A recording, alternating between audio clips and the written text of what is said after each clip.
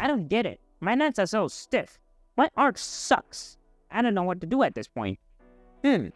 Show me how you're drawing then. Like this. No! God, please, no! No! Interesting. I can already see the mistake you're making. What? Tell me, please. Relax. I've been there too. I didn't always draw like this. I used to draw exactly like you. Unsure, tense, and scared to mess up. So here's what I want you to do instead. Do the same thing you're doing, but instead, just use your wrist. Use your whole arm. I don't know. It feels harder to control. I can't get all these little details. Don't worry about little details. I want you and you to do something for me. I want you to draw ugly on purpose. What? When I finally let go and started making ugly drawings on purpose, using my whole arm, that changed everything for me. And if you're just starting out, perfection is the enemy of progression. Before I draw anything serious, I warm up with messy sketches. And when I say messy, I really mean it. I don't aim for pretty. I don't care at all.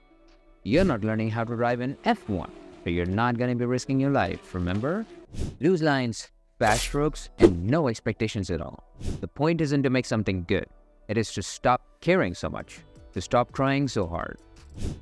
By the way, stick around till the end and give me a thumbs up to see how I beat the bad guy. The moment you let go of that pressure, everything starts to change. Your hand loosened up, your arm began to move freely. The lines start to flow on their own. And finally, your brain stops getting in the way. These so-called ugly sketches, that's where the control is born. That's where your muscle memory is built. Clean lines come later. This is how you get there. I learned how to do the big picture. I learned how to go back and get the little details. And I learned how to do even more segmented. Wow. I'm going to start drawing on this. Hello, yeah! It's the spirit. Seriously speaking, drawing can be very tough to learn. But if you take the right steps and subscribe to our channel, you can save so much of time avoiding the mistakes that beginners usually make.